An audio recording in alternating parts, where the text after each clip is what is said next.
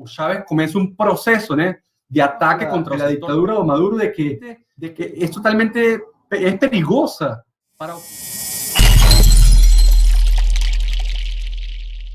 Olá, pessoal da página Movimento Avança Brasil. Olá, pessoal do canal Direto aos Fatos. Hoje eu estou com William Clavijo, ele que é venezuelano, cientista político e mestre em políticas públicas, estratégias e desenvolvimento pela Universidade Federal do Rio de Janeiro, além de bacharel em ciências políticas, tem menção política internacional, MBA em comércio exterior e finanças internacionais pela Universidade Cândido Mendes e doutor em políticas públicas, estratégias e desenvolvimento pela Universidade Federal do Rio de Janeiro.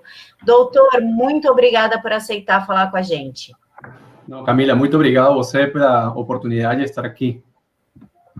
Doutor, o senhor pode começar, por gentileza, explicando como é morar na Venezuela? Bom, eu preciso começar falando que eu saí da Venezuela em 2014. Né? Eu vim com essa ideia romântica de fazer um mestrado, depois de que acabei a graduação em ciência política, para me formar da melhor forma e voltar para o meu país a transformar meu país. Né? Um pouco essa ideia romântica, digo, porque o projeto de Hugo Chávez e Nicolás Maduro já era muito claro, né? Era um projeto hegemônico, né? Que não pretendia permitir a alternabilidade do poder, que é uma coisa característica, né? Nas democracias liberais, né? Então, eu vim para o Brasil e o que consegui ver desde que saí de lá foi um deterioro muito rápido da qualidade de vida, né? Dos indicadores socioeconômicos e da capacidade das pessoas por si mesmas para poder satisfazer suas despesas mais básicas, né? E poder ter uma vida digna, né? Porque o que aconteceu foi isso. O chavismo, em termos econômicos, acabou destruindo as bases materiais que teriam permitido que as pessoas pudessem se sustentar por si mesmas, né? E alcançar essa autonomia, né? Que a gente, como cidadão, deve trabalhar para conseguir, né? Autonomia econômica. Então, o chavismo fez isso. O chavismo, a través de um conjunto de políticas erráticas, totalmente equivocadas e anacrônicas, acabou destruindo o sistema econômico, né? Acabou destruindo a geração de riqueza, acabou destruindo nossa principal fonte de riqueza, que era a indústria petrolífera, né? Uma indústria que era exemplo para o mundo, mesmo sendo uma indústria controlada pelo Estado, mas por uma empresa pública muito competente, como era a Petróleos da Venezuela, né? A PDVSA. Então, isso foi o que eu vi.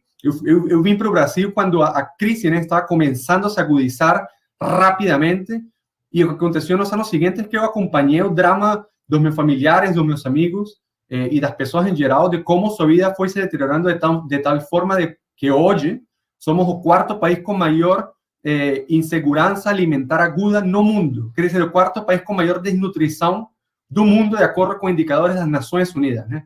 E isso é responsabilidade de uns atores, né, que são Nicolás Maduro e a estrutura de poder que hoje nos obriga, né, que hoje somete ao povo da Venezuela, que acabou com as instituições democráticas e que acabou com a possibilidade de a gente atender, né, essa crise terrível que eles mesmos provocaram. Doutor, qual foi o pior momento da Venezuela? A ditadura de Chávez ou a ditadura do Maduro? Não, eu acho que o Chávez tinha uma particularidade, né? Ele governou durante um período onde os preços do petróleo foram muito altos, né?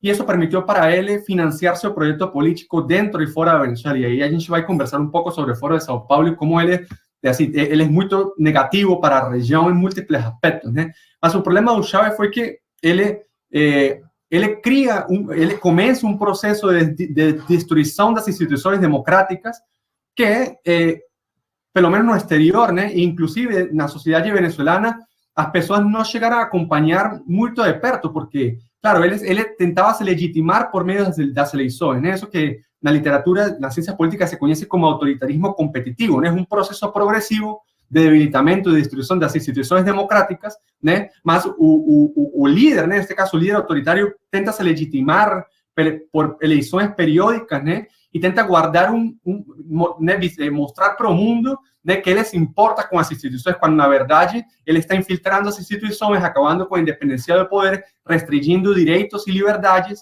né? E isso foi uma coisa progressiva, né? Que começa principalmente a partir de 2005, e quando Chávez morre, o Nicolás Maduro, ele herda também cúmulo de erros, né? Em matéria de política nacional e também de política econômica, que levam o país a falência, né? Levam o país a falir, y es cuando ellos deciden tirar a máscara, ¿no? Es decir, esquecer de cualquier tentativa de mostrar para el mundo que ellos tienen un cuidado para las instituciones democráticas. Y ahí cuando ellos pierden a elección de Asamblea Nacional, que la oposición gana una mayoría cualificada, ellos fuyen para frente, ¿no? Ellos fuyen para frente en el sentido de esquecer cualquier cuidado para las instituciones y decir, aquí no somos un modelo, un autoritarismo hegemónico, ¿no? Somos una dictadura hegemónica, y las instituciones democráticas ya no valen para nós, né? Es decir, los canales institucionales ya no son a vía a través de las cuales nós nos legitimamos, a gente vai usar a força.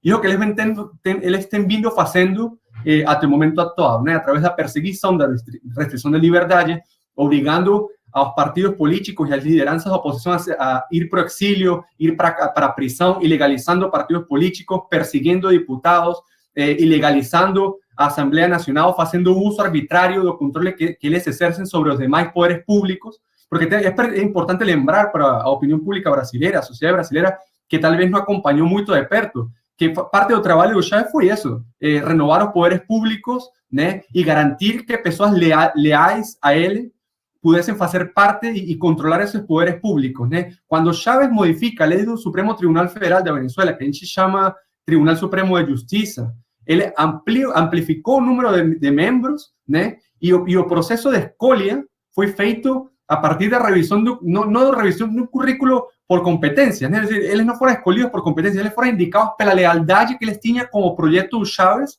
e com a figura do Chávez, de forma que, em caso de alguma emergência, ele pudesse fazer um uso desse poder judiciário para atropelar os demais poderes públicos. E, efetivamente, isso foi o que aconteceu a partir de 2015, de forma muito vulgar, com muita pouca vergonha, porque hoje temos uma Assembleia Nacional que é a maior expressão da vontade popular e cujas decisões não são respeitadas nem pelo Maduro, nem por representantes de poderes públicos como o Judiciário, que somente são atores ao serviço do projeto chavista e do projeto hegemônico que agora lidera Nicolás Maduro.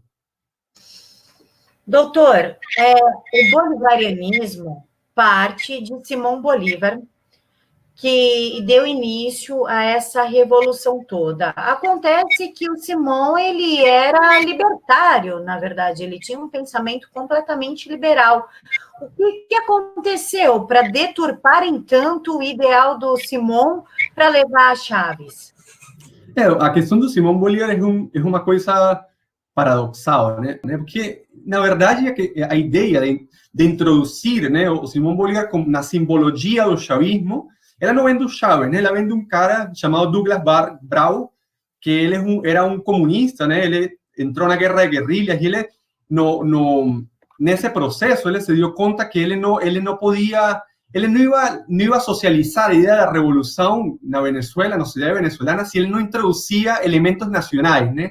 Que pudessem socializar a questão da luta revolucionária com a cultura venezuelana. É quando aí nasce essa questão do socialismo, do Simão Bolívar, né? E a introdução de outras identidades da nossa história, os símbolos da nossa história para, né, construir este imaginário que é chavista, né? E que eles se apropriaram desse símbolo, né? O Bolívar é o libertador da Venezuela e de outras cinco países da América do Sul, né? E da América Central, porque Canadá, que digo, Panamá faz parte, era parte da Colômbia quando a Colômbia fica independente do Reino da Espanha, né? Então, sim, efetivamente é uma coisa muito paradoxal e eles introduzem, né, nesse toteísmo chavista, né, como um símbolo de identidade, mas que não tem nenhum sentido, né? Realmente, Simão Bolívar era um branco rico, um dos brancos mais ricos na capitania geral da Venezuela. Efetivamente, ele era um cara que foi um prócer, né? Que ele tinha ideias liberais da época, né? Perseguia ideias liberais da época, mas também era um cara autoritário, né? Bolívar começa promovendo valores liberais, mas acaba sendo ditador da Grande Colômbia, né?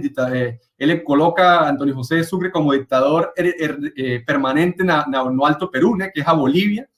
E são ideias que, na verdade, eles tentam associar, né? Com a ideia da união da região latino-americana, né? Como ideia de vender românticamente o projeto que este senhor Douglas Bravo tenta introduzir na política venezuelana y que también tenta introducir y que consigue introducir na Força Armada Nacional, porque es importante destacar eso, ¿no? Hugo Chávez, él entra nesse movimento de izquierda revolucionaria a partir de esa tentativa que se da por Douglas Bravo y pelo irmão do Chávez, que es Asdrúbal Chávez, no sé si es Asdrúbal Chávez, mas, bom, dos hermanos do Chávez, tem muitos, né? Para introducir ideas revolucionarias en la Fuerza Armada, desde cuando Chávez comienza a hacer parte de esa secta llamada Movimiento Bolivariano Revolucionario 200, ¿no? Que la verdad comienza a reclutar jóvenes oficiales militares venezolanos y comienza a difundir esas ideas, también ideas de Simón Rodríguez, ¿no? De la idea de crear un proyecto único. Simón Rodríguez, para quien no sabe, también es un prócer de independencia de Venezuela y fue maestro de Bolívar, ¿no? Y también introduce questões como las ideas de José Martí, ¿no? un personaje de la historia cubana que es muy idolatrado por los sectores de izquierda. Entonces, él comienza a difundir estas ideas en la institución militar y se plantean, se proponen a toma de poder político en Venezuela por la vía de la fuerza desde 1982, ¿no? Eso solo va a materializar la tentativa de golpe que les tentan hacer contra Carlos Andrés Pérez en 92, de una década después, y que acabó siendo un fracaso, ¿no? Y después de ahí, el país, ¿no? En una crisis institucional, una crisis de legitimidad del sistema político, por una crisis económica también que padeció Venezuela a partir de la década de 80, Chávez comienza a se dar cuenta que él tenía tal vez alguna posibilidad de llegar al poder por la vía electoral. Es cuando él crea el movimiento Quinta República y comienza con su proceso antisistema de destruição das instituições, né, de desrespeito com as instituições, que acabou na tragédia que a gente vive agora, né? Doutor, o senhor viveu na Bolívia, na Venezuela, até 2014. Ou Sim. seja, pegou aí todo o comunismo. Como é viver no comunismo em questão de alimentação, horário, se tem água, se tem luz? Como é a realidade da Venezuela propriamente dita? Bom, aí uma primeira questão, talvez não chamaria comunismo, assim, não existe um consenso sobre como denominar o período Chávez, né? Mas efetivamente eles fazem uma transição para uma economia socialista, né? Eles incorporam as principais ideias mais relevantes de tesis socialistas, muito inspiradas inclusive no socialismo real e também na experiência cubana, né? Que efectivamente acabaram por violentar muitas liberdades e direitos na população venezolana, né? Então, desde que o Chávez chegou, ele começa a introduzir essas ideias que ganham muito mais força a partir de 2006, quando ele decide realmente radicalizar, né, fazer a transição para o socialismo, e que foram muito negativas para a população venezuelana. Aqui no Brasil, de uma forma muito simplista, se fala sobre como a Venezuela era extremamente dependente do petróleo e que era incapaz de produzir muitas coisas. E eu acho que essa simplicidade com que os cientistas sociais em muitos círculos acadêmicos abordam a situação da Venezuela e a história da Venezuela é muito incorreta. E a gente tem que ter muito cuidado com isso. Vou te dar somente um exemplo. Venezuela, até 2004, era autosuficiente na produção de carne bovina, por exemplo. Era autosuficiente na produção de um conjunto de grãos, de um conjunto de produtos alimentícios que depois começaram a escassear nas prateleiras dos supermercados da Venezuela. Evidentemente, a Venezuela era um país que dependia muito das exportações de petróleo. Porém, isso não quer dizer que a Venezuela não produzia nenhuma coisa. A Venezuela tinha, sim, um setor da economia que produzia, que era relativamente produtivo para o mercado interno e que conseguia satisfazer muitas demandas de consumo dos venezuelanos. E quando chega Chávez, o Chávez começa um processo, né, de ataque contra o setor privado, un proceso de expropiación de expropiación de tierras, de negocios, de empresas consideradas como sectores estratégicos, ¿no? Y él acaban estatizando esas empresas y esas empresas quebran, ¿no? Que por pésima administración, por muchos casos de corrupción, por mucha falta de transparencia, por falta de capacidades técnicas para gerir as operações dessas empresas, e isso evidentemente começa a ter um impacto sobre a capacidade da sociedade venezuelana para gerar riqueza, né, e poder satisfazer suas necessidades básicas de forma autônoma. Eu acho que esse deve ser o objetivo, né, das políticas governamentais, criar capacidades para que as pessoas possam abandonar a pobreza, se inserir no mercado laboral e se sustentar por si mesmas, né, que deixem de depender das políticas do Estado. Bom, no caso de Chávez, isso aconteceu de forma totalmente inversa. E isso afetou muito a capacidade das pessoas. Teve pessoas que perderam o trabalho da sua vida. Tem indicadores sobre isso, de mais de 10.000 empresas estatizadas e perdidas, de empresas que fecharam, mais de 1.300 empresas estatizadas e perdidas em setores estratégicos, e mais de 10.000 empresas que quebraram durante esse período, né? Durante esses 20 anos do governo, mais de 1.000 empresas.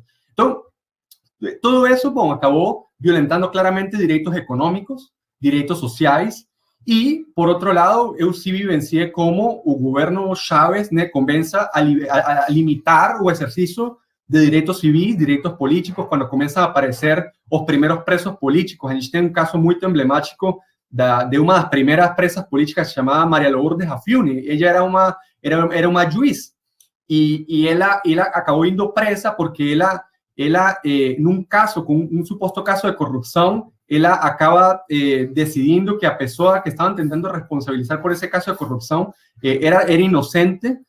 Inmediatamente Hugo Chávez sale pela TV nacional mandando a prender a señora, né, a señora Fiuni, e o Poder Judiciário agiu, né, ficou agindo, atendendo às decisões que eram emanadas do poder Executivo, né, uma clara interferência no Poder Judiciário, e que acabou levando essa senhora a prisão, a uma prisão arbitrária por mais de 5 anos, né? Então, aí começa o processo de restrição de liberdades, de inabilitação política, de líderes que podiam rivalizar com o Chávez, podiam contestar a liderança do Chávez, apesar de que o Chávez exercia controle institucional do país, né, controlava os demais poderes públicos e utilizou os recursos da PDVSA de forma discrecional e totalmente arbitrária, né? Es decir, lutar contra uma liderança que fazia uso de todos os recursos do Estado para oprimir, para tirar do caminho a possíveis adversários que pudieran ameaçar sua popularidade ou a possibilidade dele se manter no poder, né? Então, sim, claramente, eu vivenciei isso, e depois isso foi se aprofundando, né? Conforme o Chávez começa a passar tempo, vai ficando muito mais aferrado ao poder e tentando impulsionar ainda mais essa ideia da transição para o socialismo, que evidentemente tinha uma conotação e tinha um conjunto de decisões que acabaram violentando as liberdades e direitos fundamentais das pessoas. Doutor, Foro de São Paulo. Muito se fala em Foro de São Paulo. A mídia diz que é teoria da conspiração. Professor Olavo de Carvalho responsabiliza o Foro de São Paulo por todo o mal que há na América Latina. O que é realmente o Foro de São Paulo? Olha, eu não concordaria com o professor Olavo de Carvalho em dizer que ele é responsável por todos os males da América Latina. Eu acho que a gente tem uma responsabilidade também. Mas, desde meu ponto de vista muito pessoal, eu acho que o Foro de São Paulo é uma aliança, é um movimento de promoção de projetos hegemônicos para a região que não necessariamente respeitam as instituições democráticas. E eu acho que a gente tem que ser muito sério ao ponderar isso. E a evidência corrobora que eu estou falando a partir de evidência. E a evidência mostra de que os projetos políticos impulsionados a partir do Foro de São Paulo acabaram sendo projetos hegemônicos, né, na maior parte dos países onde se apoyaram lideranças políticas que acabaram debilitando instituições democráticas e violentando a possibilidade de que houvesse alternabilidade democrática. Acho que a gente precisa ser muito responsável com essa acusação, porque de fato aconteceu. Es decir, es un proyecto promovido principalmente pela Cuba, que no es precisamente una democracia, de facto es una dictadura do partido, onde os irmãos Castro têm violentado derechos humanos, liberdades, y Cuba hoy es un ejemplo de todo que no debe ser feito na região en términos de materia de democracia y derechos humanos, ¿no?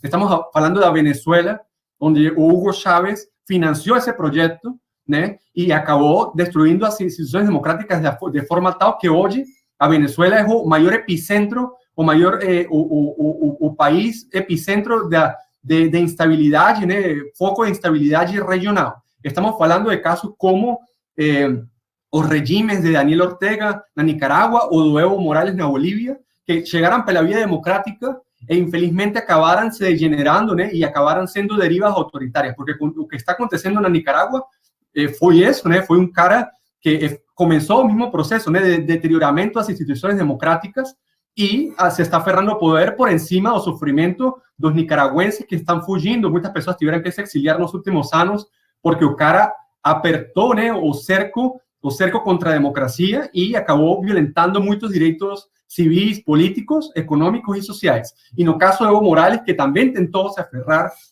ao poder para um quarto mandato constitucional, inclusive desconhecendo a Constituição, porque ele perdeu uma consulta popular na qual a população boliviana falou que não queria que ele fosse, que se alterasse a Constituição para permitir que ele pudesse concorrer por mais um período presidencial. E ele, numa absurda decisão do Supremo Tribunal Federal do Poder Judiciário boliviano, que mostra, né, a interferência que exercia o Evo Morales sobre o Poder Judiciário, ele se habilita para participar num processo eleitoral, né, que além disso tenta fraudar, né? E eu acho que também a gente precisa reconhecer o incrível trabalho que tem feito a missão de observação eleitoral da Organização dos Estados Americanos, porque permitiu efetivamente evidenciar, né, o fraude que estavam tentando fazer na Bolívia nessa eleição, de forma tal que eu estou me basando nos fatos para dizer, né, que, bom, a gente pode discordar sobre a conotação, as questões econômicas por detrás desses projetos, né, porque, de fato, eu não concordo. De fato, eu acho que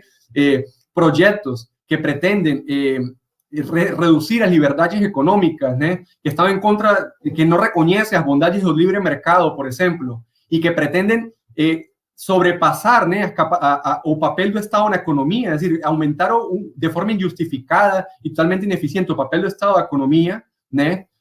Bom, essas são questões que são debatidas. Eu não estou de acordo, ok? Mas o problema é que essa questão, o problema mais sério é o perigo, né, que as lideranças promovidas pelo Foro de São Paulo, elas têm para a saúde das democracias da América Latina. Eu acho que aí é onde a gente tem que ter muito cuidado. Eu acho que aí é o que a gente precisa denunciar, que a gente precisa advertir para a sociedade brasileira e para a sociedade da região latino-americana sobre esse risco que representa o Foro de São Paulo. E eu acho que a melhor prova disso é o desgaste que eles sofreram, né, pela irrefutável evidência o dano que eles têm feito aos sistemas democráticos da região. E a evidência disso é que temos exemplos da criação deste grupo de Puebla, ¿no? Que é uma tentativa de renovar renovar a imagem, né, de uma organização, né,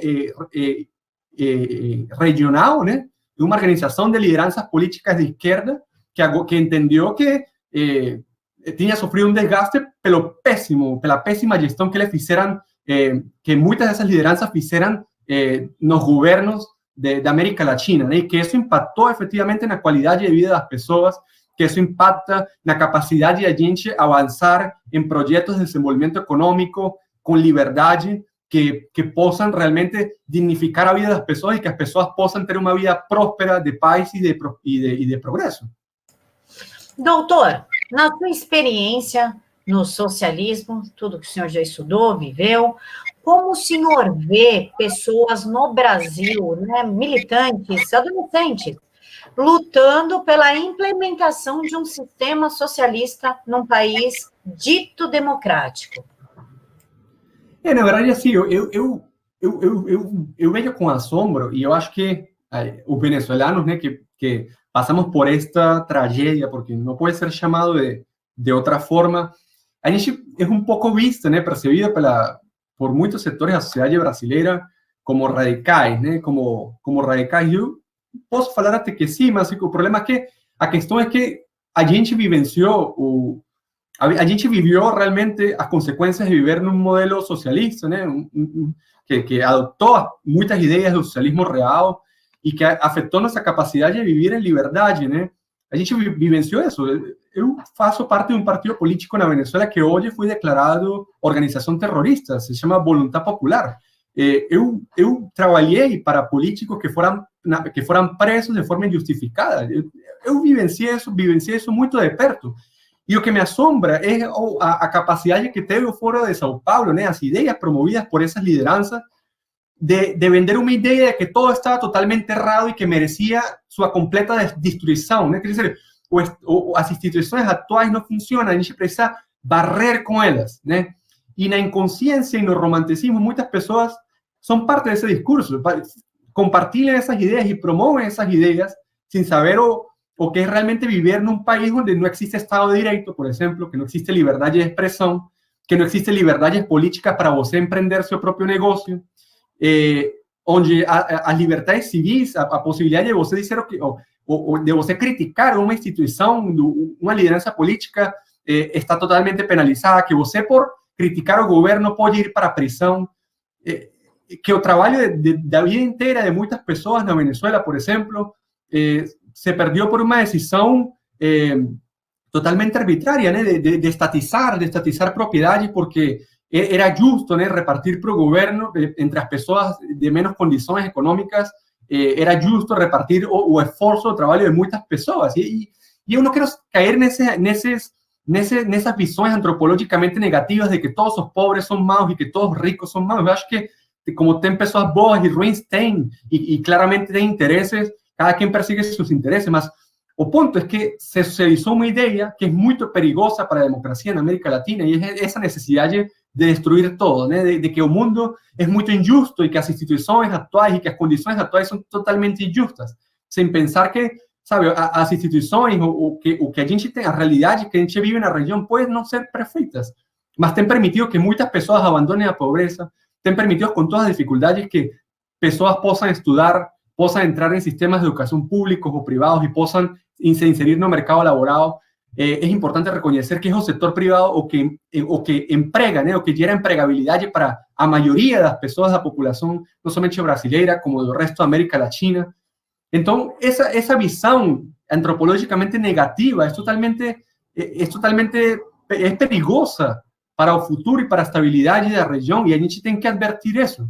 A gente pode solucionar nossas diferenças pela via da democracia sem necessidade de atropelar os direitos dos outros. E a gente pode chegar a acordos mínimos que permitam sustentar projetos nacionais que permitam impulsionar o desenvolvimento econômico e social. Só que a gente não pode cair nessas visões antropologicamente negativas de que o setor privado é ruim, o capital, nessa visão do capital, que é uma coisa meio difusa, né? É dizer, o capital tem uma lógica que está em contra das liberdades e da possibilidade de que as pessoas mais empobrecidas possam se superarem e seguir adiante. Isso é mentira, isso na verdade não é uma realidade. Pode acontecer de forma pontual, mas essas generalizações, essas crenças antropologicamente negativas são muito ruins para a possibilidade de a gente realmente prosperar como país e como região.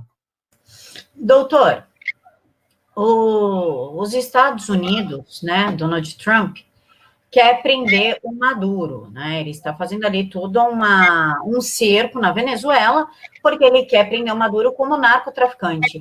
Como o senhor vê essa ação dos Estados Unidos com o apoio de outros países? Maduro realmente merece ser preso? Existe um narcotráfico? Qual é a percepção do senhor neste fato? Não, nessa questão, eu preciso também fazer um reconhecimento ao importante esforço que tem feito o governo dos Estados Unidos e o Grupo de Lima, né, que é essa organização que se criou para apoiar os esforços de restauração da ordem democrática na Venezuela. Eu acho que a pressão que está exercendo os Estados Unidos hoje é fundamental e tem sido fundamental para que realmente o regime de Maduro, que exerce o controle institucional do país, que é responsável pela crise, né, pela crise que hoje padece o povo da Venezuela, que é responsável por un cúmulo enorme de víctimas de torturas, de detenções arbitrárias, em situação de desnutrição, entre outras, tem sido fundamental. A gente precisa abandonar essas ideias românticas sobre o que significou o chavismo para Venezuela e para a região latino-americana, e de verdade abordar de acordo ao fato.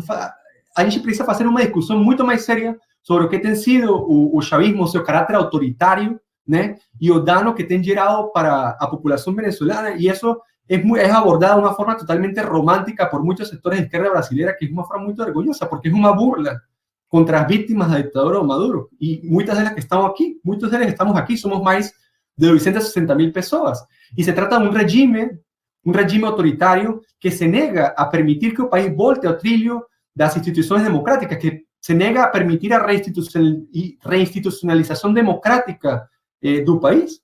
Y eso es una realidad.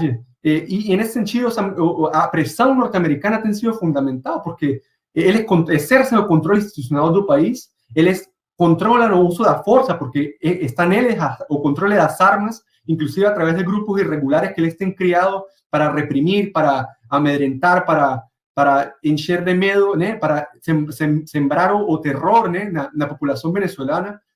E eles se negam.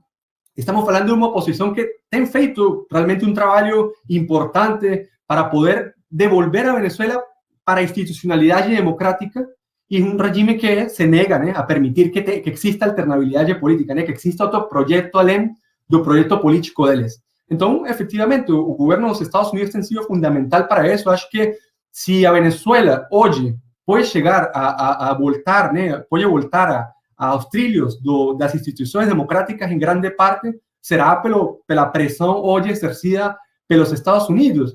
E nessa mesma questão, a gente também não pode ser moralista em interpretar essa pressão como um ato de intervenção. Venezuela hoje é um país ocupado, ocupado por mais de 20.000 funcionários cubanos, que muitos deles controlam os serviços de inteligência e contrainteligência de Maduro. Hoje a Venezuela é um país ocupado por grupos mercenários russos que se encargan que eles controlan os serviços de segurança do Nicolás Maduro. Maduro não confia nem na Força Armada Nacional, sua segurança está sob o controle de mercenários russos.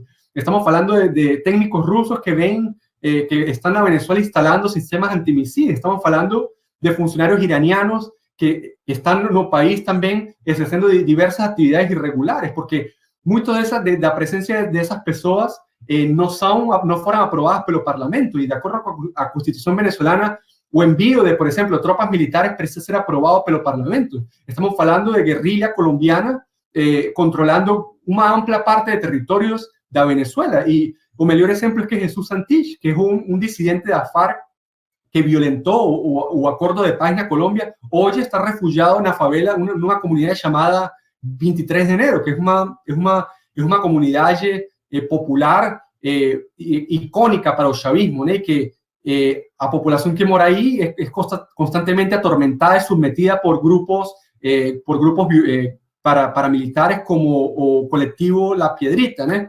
Entonces, você se da conta que ese argumento es muy moralista, você falar que a intervención de los Estados Unidos es violentar a soberanía nacional y a soberanía popular. Realmente la soberanía popular ya fue violentada por la presencia de esas potencias extranjeras en el país. La soberanía popular ya fue violentada cuando Maduro decidió desconocer a voluntad del pueblo venezolano de permitir que una mayoría en la Asamblea Nacional pudiese ejercer un control normal, como es común en todas las democracias de los demás poderes públicos. Estamos hablando de un Nicolás Maduro que fraudó a la elección presidencial y no permite que exista alternabilidad de poder, porque él fue quien destruyó las instituciones democráticas. Y ahí a gente precisa ser muy serio en esas acusaciones, y también decir que si en Venezuela ocurrir un desenlace violento, como está se manifestando en múltiples formas con esa operación Gedeón y con a resistencia o movimiento de resistencia que hubo antes, que acabaran siendo masacrados, aquel señor llamado Oscar Pérez, va a ser responsabilidad, a posibilidad de ocurrir un desenlace violento será única y exclusiva responsabilidad de Nicolás Maduro y de aquellos sectores del chavismo que sustentan él en el poder, porque ellos acabaran con la posibilidad de que el pueblo venezolano pudiese resolver sus diferencias haciendo uso de los canales institucionales que sistemas democráticos saudables permiten utilizar para dirimir, para solucionar las diferencias que existem em qualquer democracia. Eu ia perguntar para o senhor sobre o Oscar Pérez mesmo, que morreu como herói. morreu lutando pela liberdade da Venezuela. Como os venezuelanos encararam a morte, o assassinato cruel do Oscar Pérez?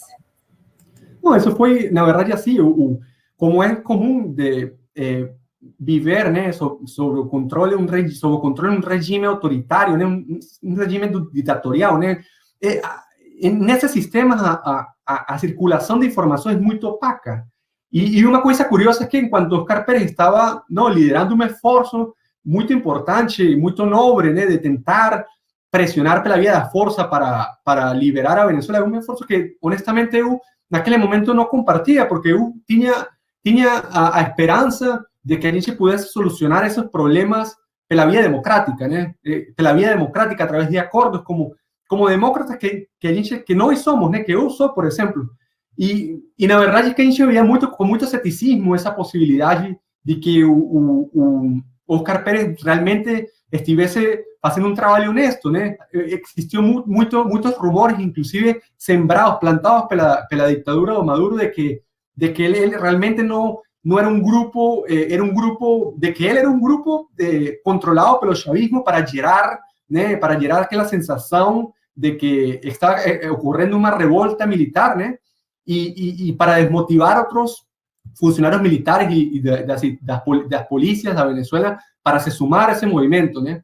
Então, quando a gente vê como ele foi brutalmente massacrado, eu acho que caiu a ficha para muitas pessoas sobre o que realmente estava fazendo, mas eu preciso dizer com responsabilidade, eu sinto muita pena pelo que aconteceu com Oscar Pérez. Ele realmente é um mártir e uma vítima da ditadura Nicolás Maduro, e naquele momento eu realmente não veia que isso realmente era um movimento sério, né? Porque a gente, como, aliás, militante de um partido político, a gente tinha, né, um compromisso com tentar canalizar a crise, né, e procurar uma solução pacífica que gerasse a menor dor possível, né? E quando isso aconteceu, foi muito doloroso se dar conta que realmente ele estava perseguindo um objetivo nobre e honesto, né? Que era tentar a liberação da Venezuela. E isso foi muito doloroso, pelo menos para mim. Eu me senti muito mal, né? De ver como ele foi brutalmente assassinado, mesmo que talvez não compartisse a rota, né, estabelecida por ele. Ele tinha direitos, ele era um ser humano, e o regime de Maduro não respeitou seus direitos. Realmente o regime de Maduro massacrou ele junto com outras pessoas lá num setor de Caracas chamado El Junquito. E isso vai passar para a história como um episódio violento e muito trágico desses esforços de que muitas pessoas tentaram fazer para libertar a Venezuela da opressão que hoje a gente vive por causa do regime de Maduro. Doutor, Juan Guaidó, presidente interino da Venezuela, qual a probabilidade do Juan realmente conseguir assumir as rédeas da Venezuela? Olha, a gente não tem como predecir qual vai ser o desenlace disto, né? Ele tem feito um trabalho admirável, eu realmente admiro, né? A pesar de possíveis erros que possam ter acontecido, que ele mesmo tem reconhecido, né? Ao longo da sua trajetória na presidência interina, na presidência legítima da Venezuela. Ele tem feito um trabalho muito importante, e isso se mostra, uma mostra disso é que hoje ele é reconhecido, né, como o legítimo presidente da Venezuela por mais de 60 países da comunidade internacional e pelas democracias do hemisfério ocidental, né? Eu acho que a gente precisa reconhecer que isso foi um trabalho dele, do equipo da Assembleia Nacional, de muitas pessoas que estão detrás, fazendo trabalho de lobby, se aproximando às autoridades de diversos países. E tem sido um trabalho nobre de sumar apoios para pressionar pela transição política na Venezuela. Agora, é impossível predecir se isso pode acontecer amanhã ou pode acontecer daqui a um mês, ou talvez não aconteça. Eu acho que, às vezes, são muitas fichas que estão se movendo, né, tras bastidores que a gente não consegue ver. Mas, de fato, existe um esforço importante e que tem se materializado em mais medidas de pressão, mais países sumando a pressionar o regime de Nicolás Maduro para aceitar uma transição pacífica no país, né, com esta ideia do governo de emergência, que foi uma proposta feita pelo presidente encarregado, Juan Guaidó, presidente legítimo, no ano passado, nas negociações que se realizaram em Barbados, né, e que o Maduro e seus representantes pensaram que eles podían resistir, né? Que podían continuar controlando o país de forma impune e acabaram chutando a mesa e rejeitando essa possibilidade, porque essa é uma coisa que a gente precisa novamente recordar à sociedade brasileira. Existem esforços, tem se feito muitos esforços para tentar uma transição política que seja o menos dolorosa para a população venezuelana, que hoje é a grande vítima das consequências desse regime. E é Nicolás Maduro quem tem fechado todas essas portas, né? Então, a gente continua hoje. Em março passado, o governo dos Estados Unidos se sumou a essa proposta do governo de emergência. O governo Trump, através do seu secretário de Estado, Mike Pompeo, introduziu essa proposta.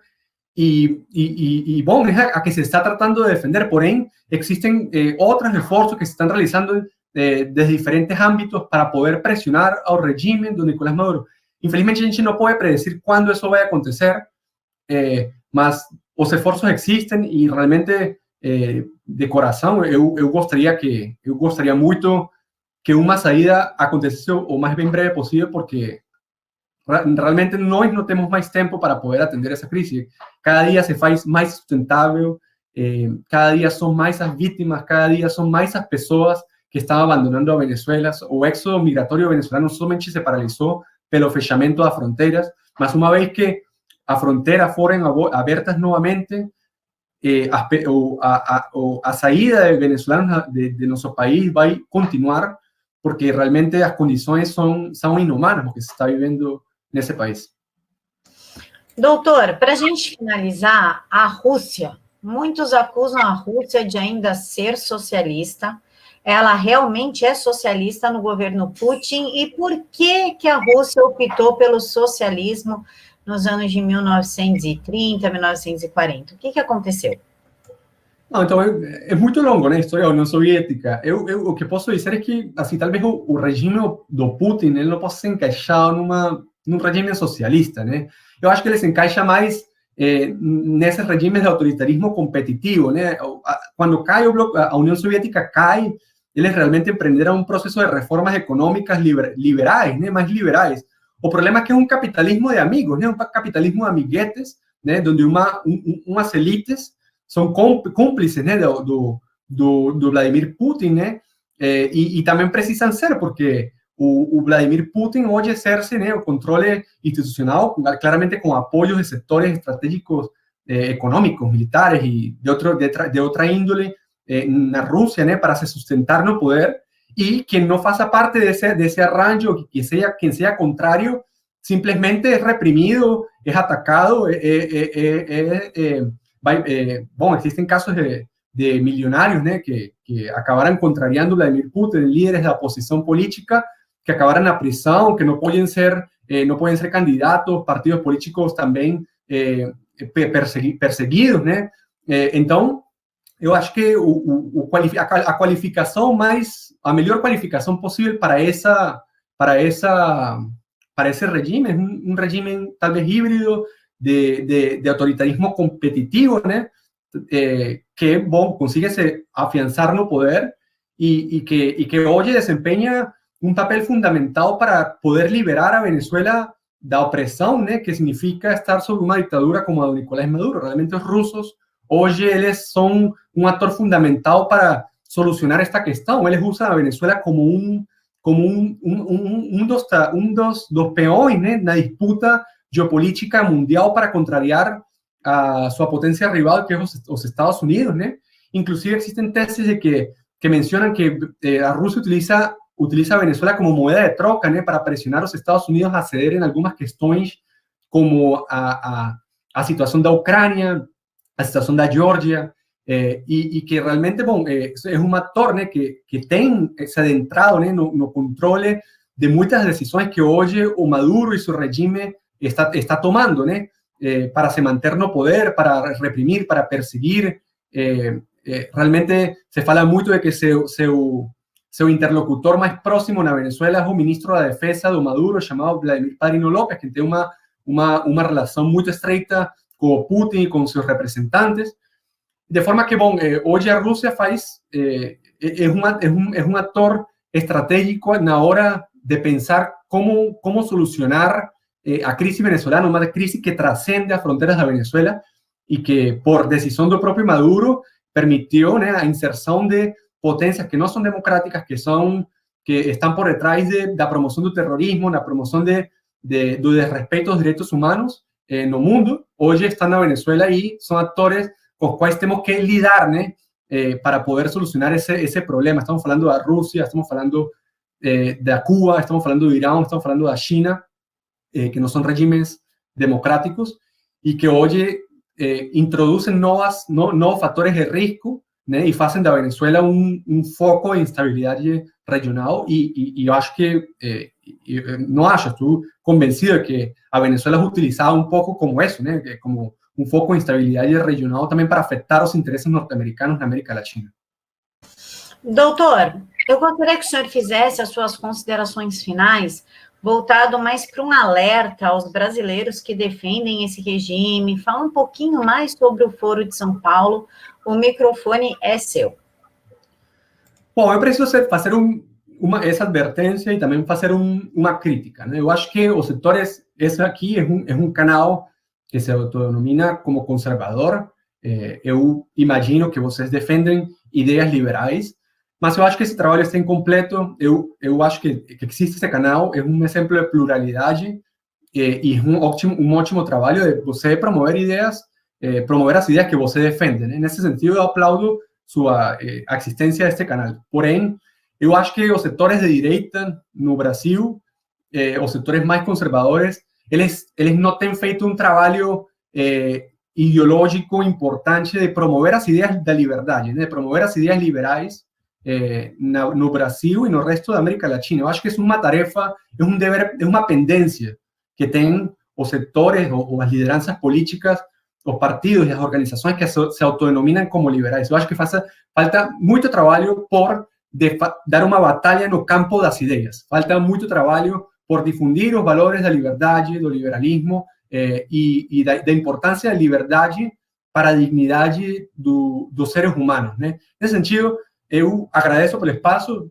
Eu acho que não é uma crítica muito ruim, eu acho que é uma tarefa pendente que se está fazendo, mas falta impulsionar esforços. Eu acho que, nesse sentido, nesse campo é onde o Foro de São Paulo tem feito mais dano para a região, porque efetivamente ele sim tem feito um trabalho muito mais extenso, né, de promover um conjunto de ideias, né, muitas delas que hoje parecem como verdade histórica, né? São compartilhadas como verdade histórica, como o fato, como o romanticismo com que muitos setores desse Foro de São Paulo abordam o tema da Venezuela, desconhecendo toda a violação de direitos e o drama, né, o sofrimento que tem causado Nicolás Maduro. E eu acho que aí é a advertência. A advertência é que realmente o Foro de São Paulo possui líderes dentro dessa organização que tem impulsionado regimes com vocação hegemônica e que ameaçam as instituições democráticas da região. E que, adicionalmente a isso, tem promovido ideias que não estão apegadas a valores como a pluralidade, né? A pluralidade é fundamental. Se nós somos demócratas, nós precisamos cultivar a importância da pluralidade e do respeito às normas do jogo democrático. E isso é o que a gente não tem visto na Nicarágua, não viu na Bolívia, não viu na Venezuela e, evidentemente, não existe na Cuba desde que a Revolução Cubana existió e talvez muito antes da Revolução Cubana, né? Mas, efectivamente, eles não defendem e eles são, hoje, cúmplices, né, de uma tragédia como a venezuelana, que já tem sido confirmada, né, por irrefutável evidência por múltiplos organismos multilaterais como as agências das Nações Unidas, a Organização dos Estados Americanos e os governos da região que hoje rejeitam e não reconhecem a Nicolás Maduro como presidente legítimo de Venezuela porque efectivamente saben que se robó, que fraudó as eleições e acabou de destruir as instituições democráticas que permitirían solucionar nossas diferenças como sociedade e como país. Pessoal, esse é o William Clavijo. As redes sociais dele eu vou deixar disponível na caixa de informações. Quero lembrar vocês que o canal tem Apoia-se, então está aqui na caixa de informações. Fiquem todos com Deus, deixem aqui para mim nos comentários o que vocês acharam. Se tem alguma dúvida, que eu encaminho a dúvida de vocês para o doutor. Fiquem todos com Deus.